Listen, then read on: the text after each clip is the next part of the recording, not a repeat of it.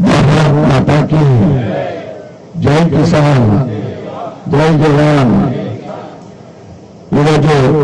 JNKPM పసుపు రైతుల ఉత్పత్తి సంఘం ఆధ్వర్యంలో ఇందూరు పసుపు తయారీ ప్రారంభోత్సవ కార్యక్రమానికి సభాధ్యక్షులు మరియు ప్రకృతి పర్యావరణ సంస్థ చైర్మన్ జయశ్రీ గారికి మరియు ముఖ్య అతిథిగా చేసిన మన డైనమిక్ ఎంపీ అరవింద్ ధర్మపురి గారికి జాతీయ పసుపు బోర్డు చైర్మన్ గౌరవ శ్రీ పల్లి రంగారెడ్డి గారికి ఆర్మూరులో హిందుత్వం అంటే ఏంటిదో ప్రతి ఒక్కరికి విడమర్చి చెప్పిన మన డైనమిక్ లీడర్ రాకేష్ రెడ్డి గారికి జాతీయ పసుపు బోర్డు చైర్మన్ శ్రీమతి భవానీశ్రీ గారికి భూదానకర్త శ్రీమతి శ్రీ నలుగు అరుణ ఉదయగిరి గారికి JNKPM chairman and director Tirupati గారికి ప్రకృతి పర్యావరణ సంస్థ సీరో నారాయణ గారికి 5 గ్రామాల నుంచి విచ్చేసిన రైతులకు మరియు డైరెక్టర్లందరూ కూడా మరియు వేదిక ముందున్న సోదర సోదరులకు మీడియా మిత్రులందరూ కూడా నా యొక్క నమస్కారాలు.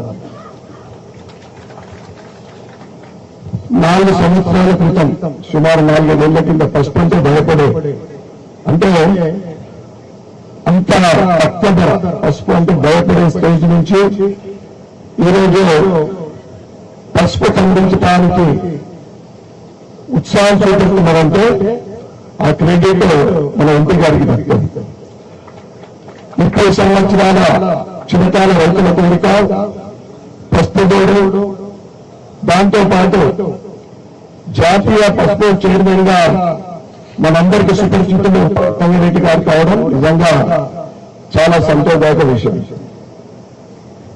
ఏదైతే నరేంద్ర మోడీ గారు రైతు ఆదాయం రెట్టింపు కావాలని ఒక ఆయన ఆలోచనకు అనుగుణంగా ఈరోజు ఇక్కడ ఈ ఫ్యాక్టరీ ప్రారంభించబడ్డది. అంటే మనం పండించిన పంట వరాల కాకుండా డైరెక్ట్ గా ఒక వ్యాపార సంస్థతో లేకుంటే మనమే పసుపుతో తయారు చేసి ఒక ఈ సొసైటీ నుండి డైరెక్ట్ గా మధ్యవర్తి లేకుండా అది నరేంద్ర మోడీ గారి ఆలోచన.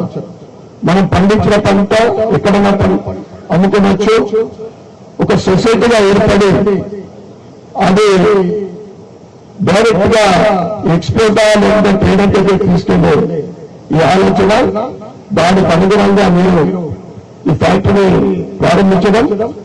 ఈ ఒక్క ఫ్యాక్టరీ నేనేమో చెప్తున్నా అంటే తెలంగాణలో మొట్టమొదటి అయినా మరి తిరుపతి గారు నేను కోరుతా ఉన్న బాధ్యత పెరిగింది.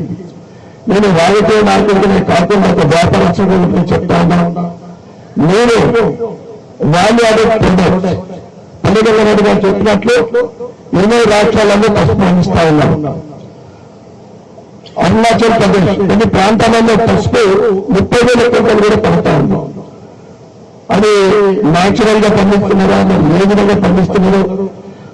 మీరు పసుపు రైతులు ఇంకా క్వాలిటీ పసుపును ఏ విధంగా పండించాలా, దానికి ఈరోజు ప్రభుత్వము అనేక రకాలుగా సహకరిస్తా ఉంది.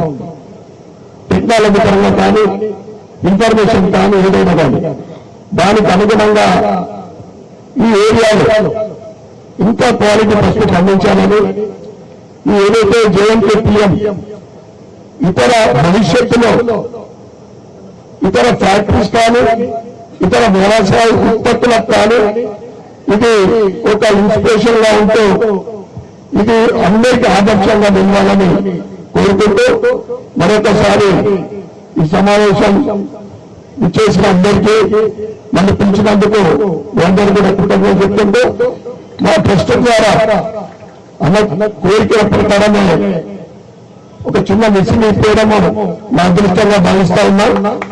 వారికి నాకు అవకాశం ఇచ్చినందుకు మీకు ధన్యవాదాలు చెప్తుంటూ భారత్ మాతా కీ